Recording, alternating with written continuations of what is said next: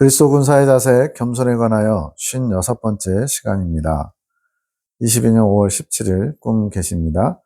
마음의 악함이 그렇게 세세하게 조사를 받아야 된다. 이제 내용에서 형사가 찾아와가지고 이것저것 굉장히 깐깐하게 막 조서를 작성하고 신문하고 그런 내용이 있거든요. 그것에 수능에 반응하는 이가 있는가 하며 형사의 조사에 수능해서 조사를 받는 사람이 있고 어떤 이는 그 조사가 부당하다 여기는 것이지 이제 화자 민영 집사님은 그것을 부당하다고 따졌거든요. 그 형사는 내가 보낸 인물이다. 그냥 내용만 보면 뭔가 안 좋은 것 같은데 형사를 주님이 보내셨대요. 내가 너희의 마음을 사차치 볼 수 있도록 드러낼 수 있도록 붙여준 사람이다. 즉 내가 감추고 싶은 것이 마음 안에 사람 누구나 다 있잖아요. 근데 그거를 지금 조사하는 거예요. 그러면 불편한 마음이 들겠죠. 부끄러움이나 또 감추고 싶은 수치 이런 것들이 드러날까 봐. 그를 통해 나의 다룸을 받을 때 주님께서 다루신대요. 왜? 버릴 것을 버리고 품을 것은 품게 하시고 이렇게 정리하시려고. 그렇게 나의 다룸을 받을 때 어떤 이는 그것에 고분고분 따르는 이가 있고 이거는 순종하는 자세 좋은 겁니다. 실제로 네 아비 시아버지 송장로님을 가리키는 거예요. 송장로가 그러하다. 네. 그러니까 송장로님의 좋은 장점 주님께서 뜻을 나타내시면 주님의 뜻이라고 받아들여지면 오케이 하면서 순종하려고 하는 자세가 있는 거죠.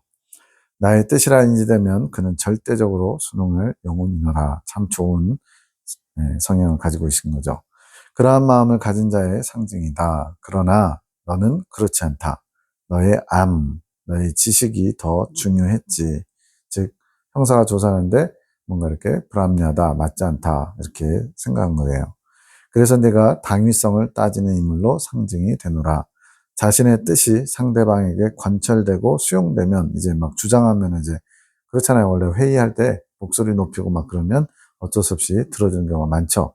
그렇게 되면 그제야 너 또한 순응하는 태도를 보이는구나. 실제로 박민혜 집사님이 그런다기보다는 꿈에서 그렇게 역할론으로 보여주고 있는 거예요. 너는 너무 목적에 당위성에 매이지 말거라. 목적이 수단을 방법을 이끌어가요. 또 당위성, 마땅히 이것이 옳다라고 하는 내가 생각하는 그런 당위가 있는 거예요. 그런 것에 너무 매지 마라. 그것이 너가 나가는데 장애가 될 수 있노라. 그러니까 너무 똑똑한 사람은 또 주님의 인도하심을 잘 못 받아요. 왜? 토를 달아요, 토를. 주님께서 이렇게 하라고 하면, 왜 그래야 되는데요? 내 생각에는 이게 더 옳은데요? 이런 식으로 자기의 어떤 생각과 주장을 많이 얘기하거든요. 그렇다고 또 너무 또, 죄송하지만 멍청하나 미련하면 또 잘 못 따라가요. 왜? 말귀를 못 알아들어서. 가장 좋은 거는 중용인 것 같아요. 어느 정도 똘똘하면서도 또 일단은 해보자. 일단은 잘 이해는 안 되지만 일단 따라가 보자. 이런 자세. 예. 그게 가장 무난하고 주님이 이끄시기 쉬운 것 같아요. 많이 교정되었지만 네가 아직 나의 모든 마음을 담을 수 있는 것이 아니니 내가 추구하는 목적이 늘 옳다 여기지 말거라. 아직 나의 마음을 네가 온전히 다 담지 못했기 때문에 네가 지금 옳다고 생각하는 것이 무조건 옳은 것이 아닐 수 있기 때문에 그렇게 그런 부분을 일단은 인식하고 언제든지 또 한 발 물러서려고 하는 용기가 필요하다는 거죠. 내가 순종의 자세로 훈련하는 일인지 어찌 알겠느냐. 그러니까 딱 보니까 뭔가 합리적이지 않아요. 부당한 것 같아요. 이렇게 하면 이것이 더 맞는 것 같아요. 그런데 순종하는 훈련일 때는 때로는 억울하게 당할 때도 있어요. 주님께서 억울한 상황을 만드시거든요. 예를 들어서 욥 같은 경우도 분명히 욥은 하나님 뜻대로 살아보려고 몸부림치는 애씀이 있었죠. 새 친구가 찾아와가지고는 그에게 네가 뭔가 감춘 잘못이 있지 않느냐. 그걸 빨리 주님 앞에 회개하라. 막 그래요. 근데 욥이 자신이 보니까 자신이 그 새 친구보다 더 옳거든요. 그러니까 자꾸만 니들 왜 모르면서 나한테 자꾸 그래. 나는 흠 없어. 부족함 없어. 그러면서 항변하면서 오랜 시간을 보냅니다. 근데 그 새 친구가 분명히 욥보다 더 못한 사람들이에요. 나중에 그 새 친구가 잘못했을 때 욥이 기도해 주면서 낫거든요. 그것처럼 욥보다 새 친구가 부당한데 주님께서는 그 부당한 새 친구를 사용해서 욥을 겸손의 자리로 또 그 안에 있는 가장 깊은 곳에 있는 자기의라고 하는 것을 보게 하시는 수단으로 도구로 사용하셨다는 거예요. 이렇게 순종의 자세를 주님께서 요구하시기 위해서 때로는 당위성에 안 맞고 목적에 부합하지 않는 것 같은 그런 것을 훈련하는 일이 될 수도 있다는 거예요. 그래서 때로는 그런 것이 보여도 일단은 주님의 뜻이 어디 있는지 모를 때는 순종하고 보라는 거죠. 그러나 너의 본심을 내가 안다. 너는 선한 마음에서 시작한다. 좋은 마음으로, 주님 보시기에 합당한 마음으로 시작한대요. 그 과정에 더 나 중심적인 마음을 취하기 원하는 것이란다. 시작은 좋은데 그 과정 가운데 주님 중심적인 것이 조금 아쉬움이 있는 거죠. 내가 보낸 형사도 인간인지라 잘못을 한다. 이제 취조하는 과정 가운데 형사가 조금 부당하게 한 것이 있었어요. 그러다 보니까 잘못을 한다. 여기서는 이제 보낸 형사라는 것은 뭐 주의 종들도 하나에 해당할 수 있겠죠. 어떤 영향을 끼치는, 영적인 영향을 끼치는 사람들, 그런 게 해당할 수 있겠죠. 근데 제사장도 마찬가지. 본인의 죄가 있기 때문에 속죄제사를 드리기 전에 자신을 위한 속죄제사를 먼저 드리고 대속제일에 속죄제사를 집행하듯이 주님이 쓰시는 일꾼들도 인간인지라 잘못을 한다는 거예요. 본인의 실수도 알지. 그것을 바로잡고자 하는 마음으로 나온 것이라. 그러니까 이런 모든 상황들을 하나님이 주관하고 계시다는 것을 우리가 기억한다면 너무 막 거기에 옳고 그름을 따지고 똘똘한 걸 너무 드러내도 때로는 그것이 어리석음이 될 수 있는 거예요. 모든 상황, 모든 사람들을 다 아는 것이 아니니 겸손의 자세를 취하거라. 너는 전부를 알지 못하지 않느냐. 내가 뭘 원하는지 정확하게 캐치하고 있지 못하지 않느냐. 그러니까 겸손의 자세. 혹시 하나님의 뜻이 어디에 있나 이러면서 예의주시하면서 자신의 뜻을 잠깐 내려놓는 거죠. 내가 나의 일, 즉 이거지도록 하시는 것을 위해서 붙인 영혼들, 여기 나오네 이제.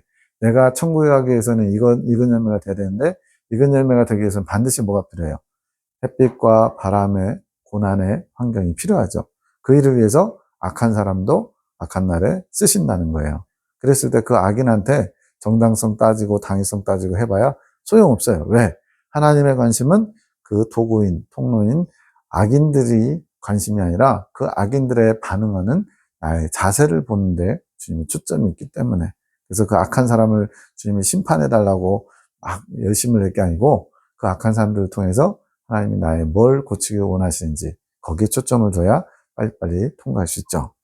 그러한 영혼들을 겸손히 대하거라. 그것이 내가 이거져 가는 것이니라. 그래서 부당하게 행동하는 사람들, 분명히 나보다 더 하나님 앞에 바로 서지 못한 사람인데 때로는 그 사람을 나보다 더 낮게 여기는 그런 자세도 필요한 거죠. 너는 그것을 훈련하거라. 그러니 그 옷, 정장 바지를 입는 것을 크게 나쁜 것이 아니라 여기면서 마음에 들어하는 것이지. 이제 꿈 내용 속에 어떤 정장 바지를 입는데 주님 보시기에는 맞지 않은 거예요. 근데 나쁜 게 아니라고 여기면서 마음에 들어하는 거예요. 근데 이것이 정욕적인 거였어요. 그렇게 정욕에 따라 무언가를 취하게 되면 그것에 어울릴 만한 것들이 또 보이는 것이란다. 그 바지, 정장 바지에 어울릴 만한 옷을 찾는 것. 이런 거 있잖아요. 우리가 새 옷을 딱 샀는데 그 옷을 샀어요. 그 옷에 또 어울리는 액세서리라든가 그런 것들이 있어요. 그래서 옷이 색깔이 튀다 보니까 늘 갖고 다니던 가방하고 안 맞는 거예요. 그러다 보니까 또 가방을 또 뭐 그 색깔에 맞는 깔맞춤이라고 그러죠. 그런 걸 찾게 되고 또 그러다 보니까 이제 모자가 또 필요하네요. 그래서 또 세트를 막 찾는 거예요. 지금 이런 상황들. 정욕으로 뭔가를 하나 취했는데 그 정욕으로 취한 그 하나가 시발점이 돼가지고 자꾸만 이어지고 정욕적인 것을 더 찾게 되는 상황이 된 거예요. 그 어울릴 만한 옷을 찾아 몸에 대보고 거울에 대보고 하는 것은 자신이 취한 옷이 자신을 아름답게 보이기에 좋은 것인지, 즉 자기 만족을 이룰 수 있는지 알고자 하는 것이란다. 우리가 거울 쳐다볼 때 이제 옷가게 가면 다 거울이 있잖아요. 잘 어울리는지 안 어울리는지. 여러 번 저 같은 경우는 거의 눈에 딱 띄면은 한 번에 사거든요. 여자분들은 막 매장 돌아다니면서 몇 번을 입어보기도 하고 남자들은 한 번 입으면 사야 될 것 같은 이런 압박감을 갖는데 여자분들은 당연하게 여기더라고요. 근데 이런 식으로 자신에게 가장 좋은 것을 찾는다고 하면서 자기 만족을 추구하는 거예요. 정욕적으로 자기의 만족을 누리고자 하는 거죠. 그런데 그 거울이 잘 보이지 않는구나. 자기 만족을 누리려고 하는데 거울이 잘 안 비치거나 뭔가 뿌예요. 그러면 이제 만족스럽지 않겠죠.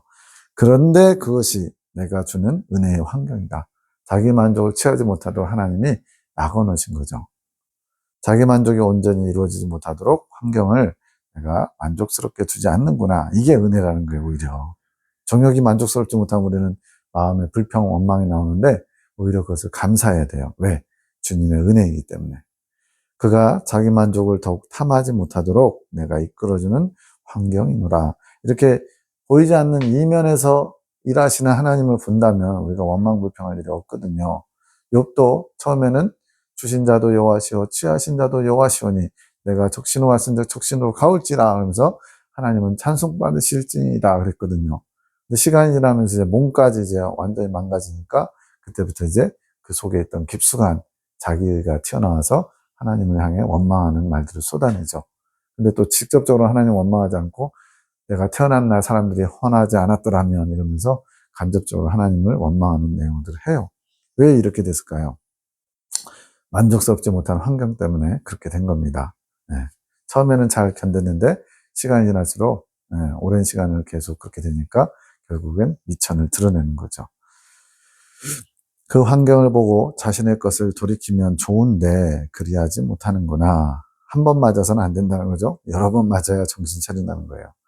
다른 사람의 눈을 빌어서라도 자기가 만족하는 것을 하고 싶은 것이지. 이게 무슨 의미냐면 꿈에 남편한테 옷을 골라달라고 나한테 잘 맞는 옷이 어떤 거냐고 조언을 받고자 하는 거.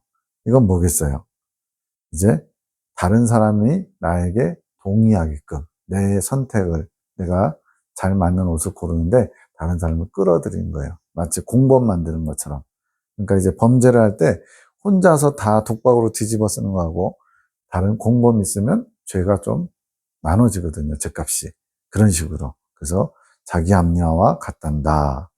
정욕적으로 만족을 누리고자 하는데 저 사람도 이것을 받지만 저 사람도 괜찮다고 생각했으니까 동조하지 않았습니까? 이런 식으로 끌어들인 거죠. 자신이 취하고 싶은 사상을 동조해 줄 자를 만나서 그 사람의 이야기에 귀 기울이고 싶은 것이지.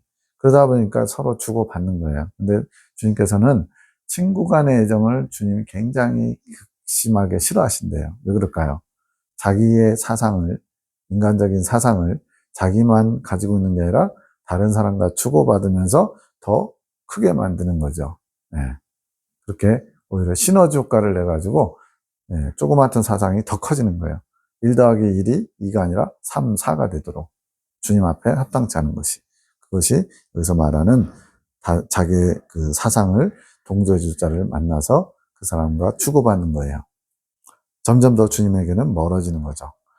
이것이 왜 겸손과 관계가 있냐면 꿈속에서 너는 자신에게 어울릴 만한 사상을 계속적으로 탐하는 자, 자신에게 어울릴 만한 사상, 자신이 인정할 만한, 자신이 좋아할 만한, 자신이 추구할 만한 그런 사상을 계속 추구하는 자는 스스로 겸손한 위치에 있다고 여기기 때문에 자기가 취한 사상인데 주님과 상관없어요. 근데 그것이 좋은 사상인 것, 만족스러운 사상인 것, 유익하다고 다른 사람에게조차 인정받고자 하는 그런 욕구가 있는 거예요. 그래서 그렇게 다른 사람에게 의견을 묻는 것처럼 그것을 스스로 겸손한 위치에 있다고 여긴다는 거예요. 그러면서 뭐라고 했냐면 그래서 신학교를 가려고 준비하는 자로 상징된 것이지. 신학교는 왜 갑니까? 주의 종이 되려고 가는 곳이잖아요. 이처럼 주님의 일을 감당하고자 하는 자세를 갖췄다는 것을 사람들에게 인정받고 납득받고 싶은 거예요. 나의 것을 얻으려고, 여기서 나는 주님입니다. 주님의 것을 얻으려고 하는 자이기에 자신을 겸손하다 여긴다. 그러니까 내가 신학교 가는 거, 일반 대학을 갈 수 있지만 신학교 가면 주님의 일을 해야 되니까 나는 좀 포기한 사람이야. 주님을 위해서 내 이익을, 세상의 이익을 포기한 사람이야. 이렇게 스스로 만족하는 거죠. 그것이 자신을 겸손하게 여기는 거예요. 나를 위해, 주님을 위해 자신의 것을 포기했고 주님을 위해 단장하려고 준비하는 것이라고 여긴다. 왜 여긴다는 표현을 썼을까요? 실제로는 주님을 위한 게 아니라 자기 자신을 포장하는 거예요. 그에 대한 상징이 세탁소라. 세탁소는 원래 좋은 의미로 쓰이거든요. 옷을 빠는 곳이기 때문에. 세탁소에 자신의 옷을 보내서 빨았단다. 그것은 자신이 더럽다고 여기는 옷들을 빤 것이란다. 성경의 핵심 진리에서는 자기 옷을 빠는 비결을 해서 5가지가 필요하다고 말합니다. 이 자기 옷을 부지런히 빤 사람들이 흰 옷을 입을 수 있는 자격을 갖추게 되는 거예요. 그만큼 어느 정도 자기 행실에 대해 인식하였다는 것. 더럽다는 것을 인식하고 세탁소에 옷을 보내서 빤 것까지는 좋아요. 이거 자체는 문제가 없어요. 그런데 자신이 나 중심적으로 취해야 할 사상들에 대해서는 교묘하게 타고 들어온 정욕의 소리를 분간하지 못하고, 여기서 나 중심적인 건 주님 중심적으로 해야 될 그 사상, 그런 행동은 아니죠.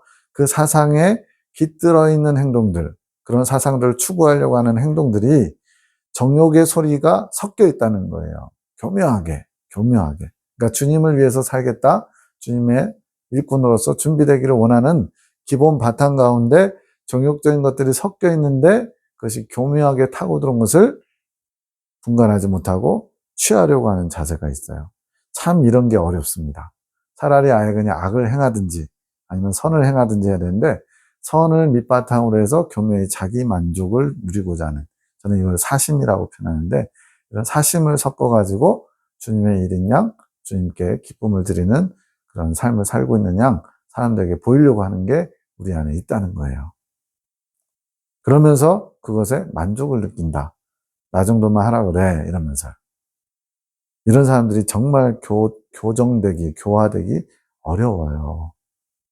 적당히 이렇게 겉으로 부족함이나 실수나 이게 잘 드러나가지고 주변 사람들한테 쿠사리를 먹고 좀 잘 혼나는 사람들은 좀 고치기가 그나마 쉬운데, 포장해가지고요, 그럴싸한 정장 옷을 입으면서 자기 만족을 위해서 이것저것 액세서리로 꾸며놓고는, 나는 이제 주님을 위해서 잘 열심히 살고 있다, 스스로 만족하는 사람, 이런 사람들이 정말 고치기 어렵습니다. 내가 주는 신호들, 너 그거 지금 문제가 있다, 그건 너의 정욕에서 비롯된 거다, 이런 신호들을 주의 깊게 보지 못하고 스스로 나를 위한 장소, 신학교 있죠, 또 나를 위한 어떤 수준이 되는 것을 배우기 위해 준비하고 있다고 여기지. 그러니까 전반적인 모양은, 틀은 주님을 위해서 살고자 하는 자세인데, 그 안에 부분 정욕적인 것을 자기 만족을 위해서 끌어들였는데, 그것을 보지 못하는 이유가 주님께서 사인을 주시는데, 빛으로 조명해 주시는데 그것을 보지 못하는, 왜 그럴까요? 자기 사상으로 갇혀 있어서. 이걸 지금 주님이 지적하신 거예요. 굉장히 중요한 겁니다. 자기 자신을 교묘하게 속이면서까지 자신의 정욕을 만족시키고자 하는 행위인 것이다. 자기 자신을 교묘하게 속인다는 표현은 뭐예요? 자기 스스로도 속고 있는 거예요.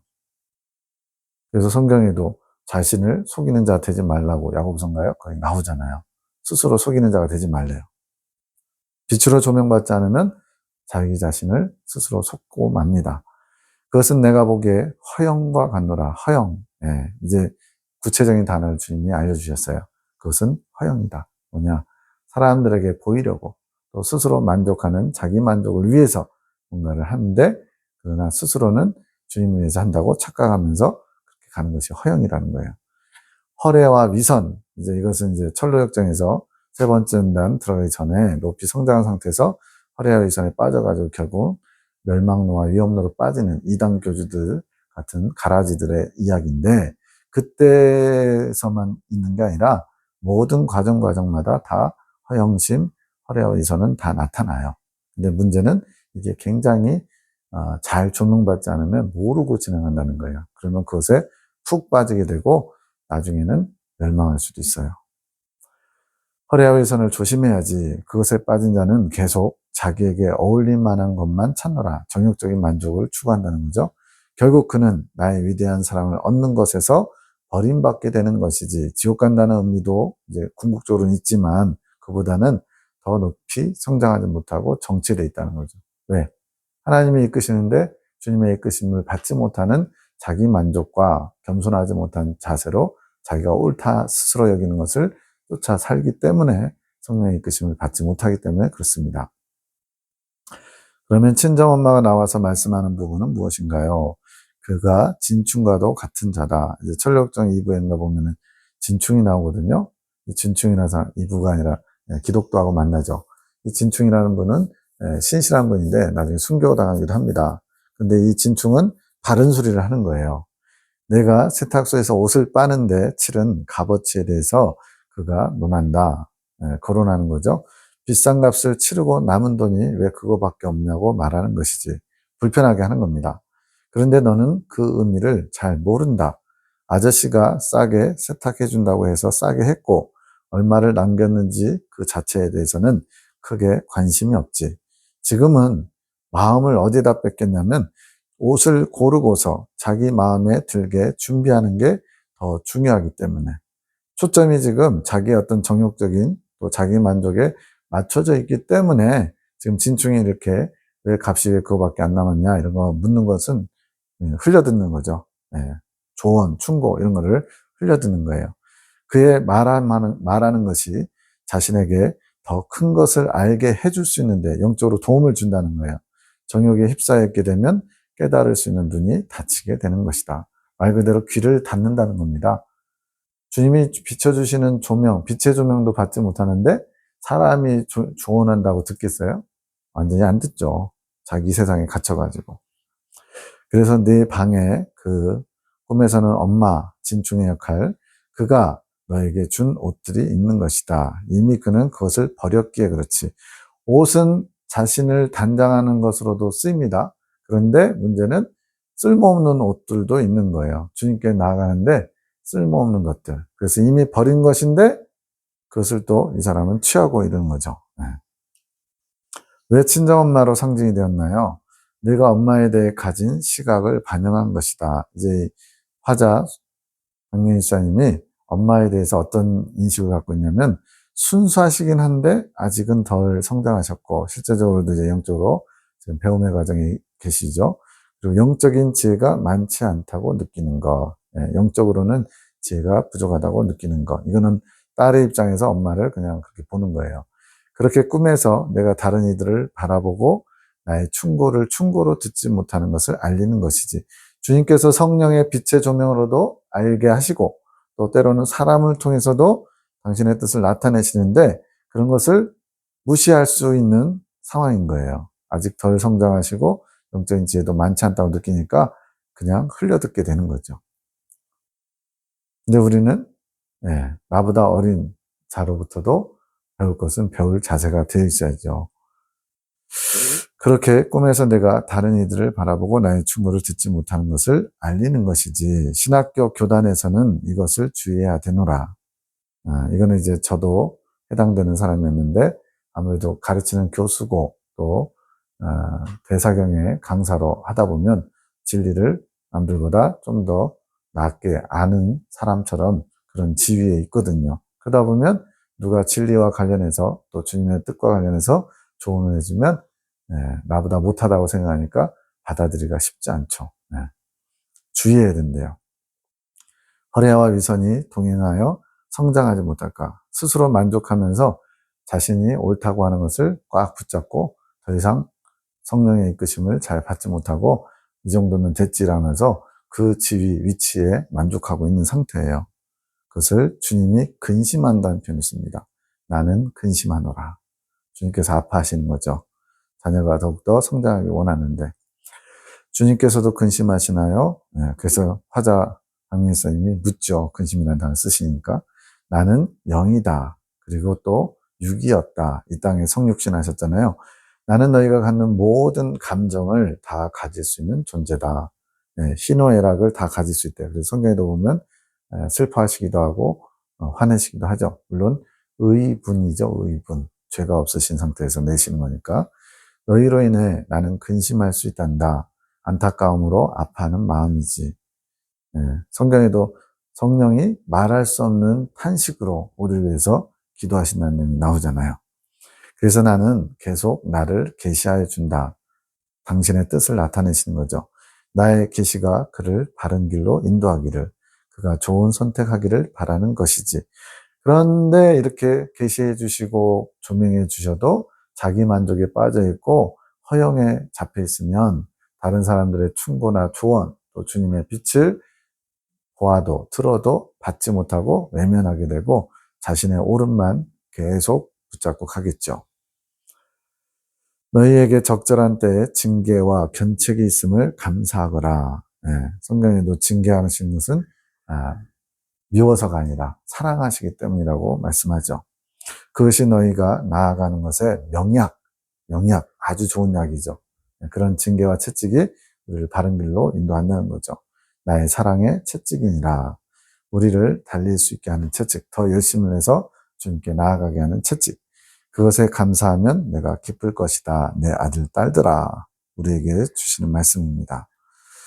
22년 5월 23일 인도사님 억지로 다 인지하고 넘어가려고 하지 말라. 주님이 주신 계시들을 이제 대변인으로서 잘 정돈하고 쉽게 풀어서 이렇게 전달해야 되는데 그것을 다 이해하려고 하는데 아직 주님께서 그 수준이 아닌데 자꾸만 그렇게 억지로 하려고 하지 말라는 거예요.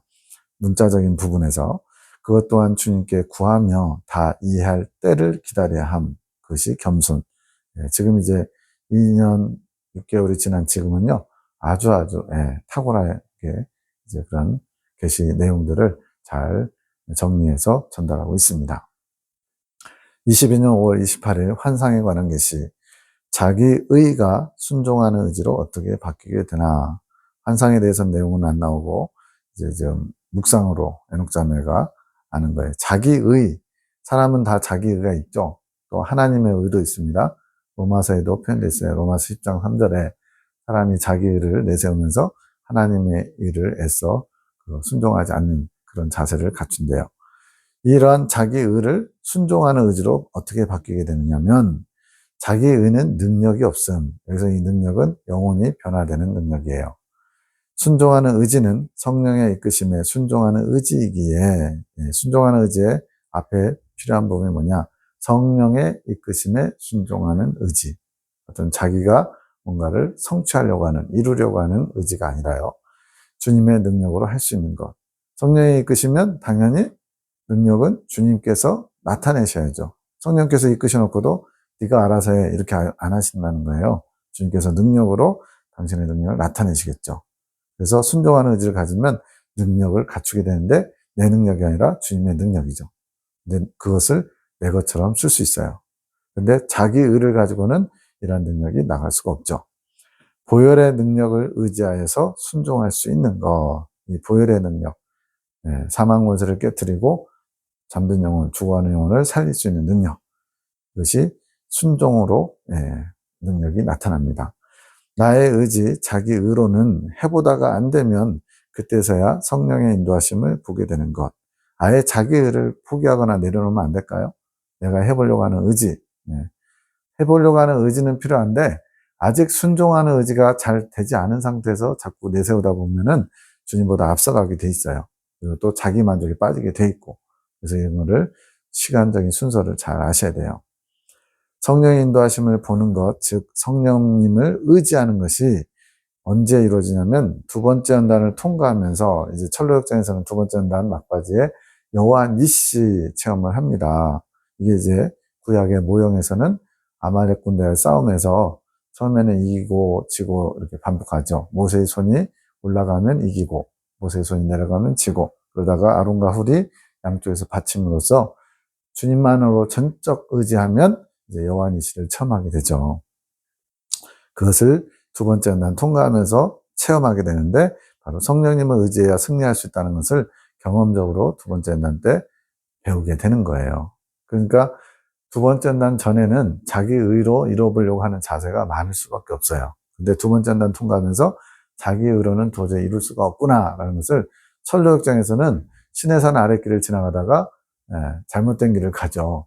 그래가지고 새지를 만나러 엉뚱한 데로 가다가 도덕전에 가다가 새지를 만나서 도덕촌으로 가다가 시내산의 그 진노의 그 불덩어리들 그것을 경험하면서 벌벌 떨다가 다시 전도자가 바른 길로 인도해 주죠. 아, 내 방법으로는 도덕적인 방법, 법을 준수하는 걸로는 결코 주님께 나아갈 수 없구나라는 것을 처절하게 경험하면서 이제 내 의가 아닌 하나님의 의로 이룰 수 있다는 것을 경험합니다. 그게 두 번째 연단 과정의 아주 중요한 특징이에요.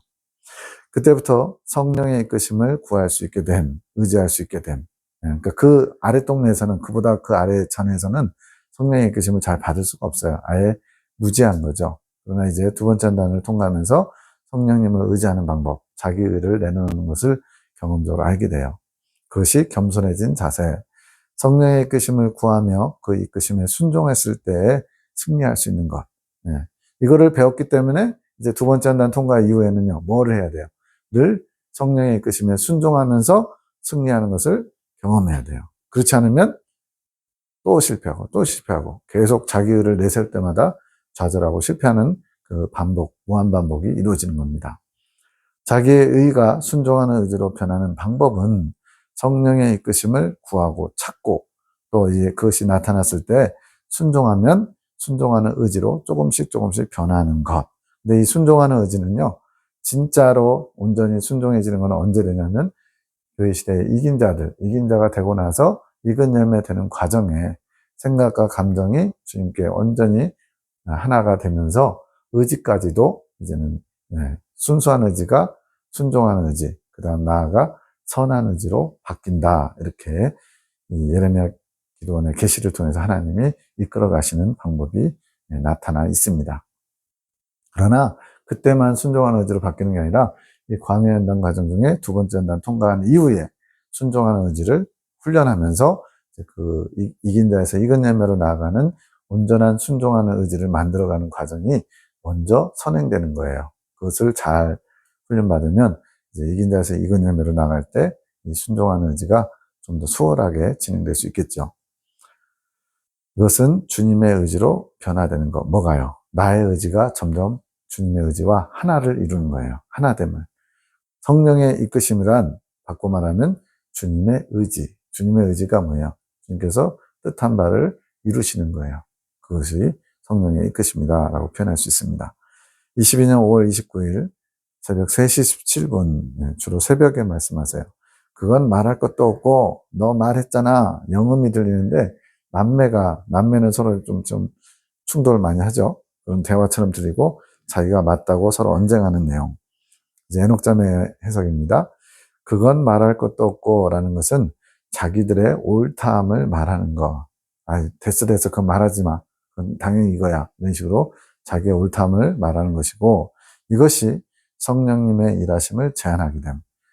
내가 옳다라고 생각하면은 다른 사람의 말을 안 듣는 건 넘어서서 성령의 이끄심도 무시하게 된다는 거죠. 내가 하고 싶은 걸 하고 싶으니까.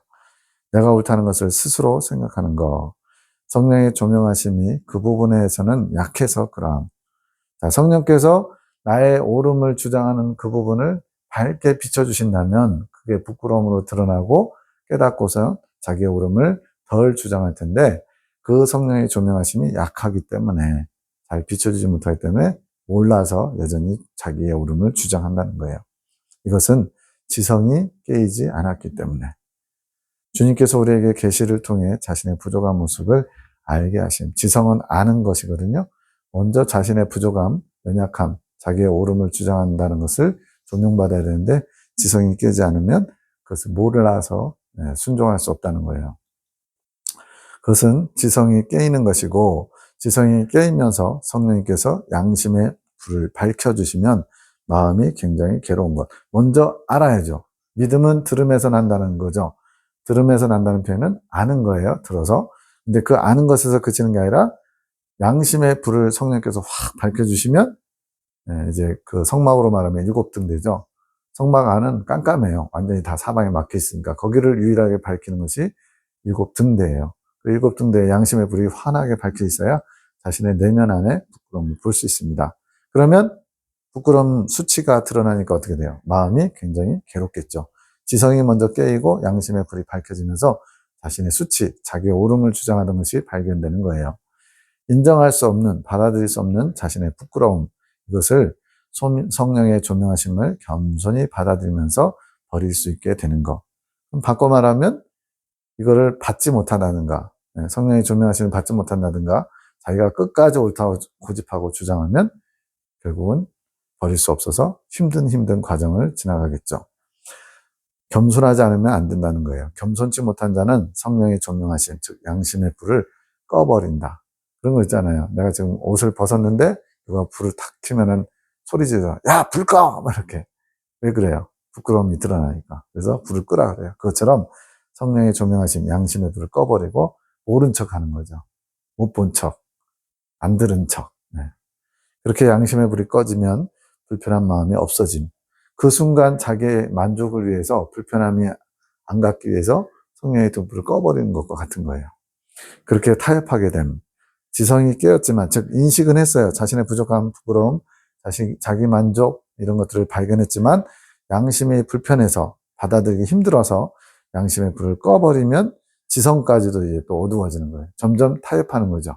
그래서 전에는 이제 양심의 꺼리낌이 아니죠. 마음의 꺼리낌이 있었다면 이제는 아예 지성까지도 사람 사는 게 다 그래. 원래 그렇지 뭐. 다 속고 속이고 사는 세상 아니야? 이러면서 타협하는 거죠. 그럼 이제 지성까지도 어두워지죠.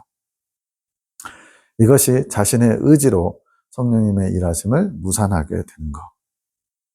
이건 뭐예요? 완전히 점점점 주님과는 멀어지고 악으로 더 나아가는 거죠. 자기 의지로 성령님을 아예 무시해버리는 거죠. 하지만 성령님께서는 신실하셔서 기회가 생길 때마다 또 깨우시려고 지성을 깨워주시고 양심의 불을 밝혀주신대요. 그런데 이런 성령의 불을 조명하심을 무시하고 꺼버리면 반복되다 보면 성령님께서 침묵하시게 됨. 이게 이제 나중에 극단적으로 가면 가라지가 되는 거예요. 성령님께서 근심하면서 떠나는 거죠. 이게 바로 성령 해방죄. 더 이상 성령이 내 안에 머무실 수 없게끔 해방하는 죄. 이런 사람들이 가라지가 되는 겁니다. 버림받는 거죠. 일을 못하게 되시는 것, 주님의 보혈을 헛되게 하는 것이기에 주님의 보혈은 우리를 정결케 하는 능력의 보혈인데 이것이 헛된 것이 되어버리는 거예요. 즉 보혈을 공급해 주셨는데 보혈을 땅에다 쏟아버린 것과 같다는 거예요. 묻습니다. 보혈을 쓰지 않았는데 왜 헛되게 되는 것일까? 이제 이거는 이제 에녹자매가 궁금한 거예요. 보혈을 아예 사용 안 했는데 왜 헛되게 된 것이라고 하지? 이렇게 묵상하니까 기도를 통해서 번제단에 불이 붙어야 되거든요. 이 불은 주님을 향한 갈망으로 성령께서 이끄시는 기도가 아닌 내 자의로 하는 기도. 성령께서 이끄시는 기도는요, 어느 정도 성장해야지 되죠. 그래서 일단은 내 자의를 통해서 기도하고자 하는 마음, 주님께 뭔가를 올려드리고자 하는 마음으로 기도를 하면 성령께서 일하실 수 있는 환경이 만들어집니다. 청했으니까. 근데 그 환경을 통해서 자신의 부족함을 조명해 줬더니, 빛으로 비춰줬더니 그 부족함을 자신의 생각이나 사상으로, 자기 만족으로 타협해버려요. 이거는 필요 없어. 나한테 맞지 않는 거야. 왜 이거 불 켜가지고 나를 수치스럽게 만들어 이러면서 꺼버리는 거죠. 이렇게 양심의 불을 자신의 의지로 꺼버리면 자신의 부족을 버릴 수 있게 준비해 주신 보혈, 그 부족함을 정결케 하시려고 주님이 보혈도 준비해 놓으셨는데 성령 통해서 주시거든요. 그 보혈을 제대로 사용하지 못했기 때문에 마치 낭비되는 것처럼 버려진 것처럼 되기 때문에 보혈을 헛되게 하는 것이다. 이렇게 말씀하셨다는 거예요. 아주 깊은 내용입니다. 한번 다시 보시면서 묵상하면 좋겠어요.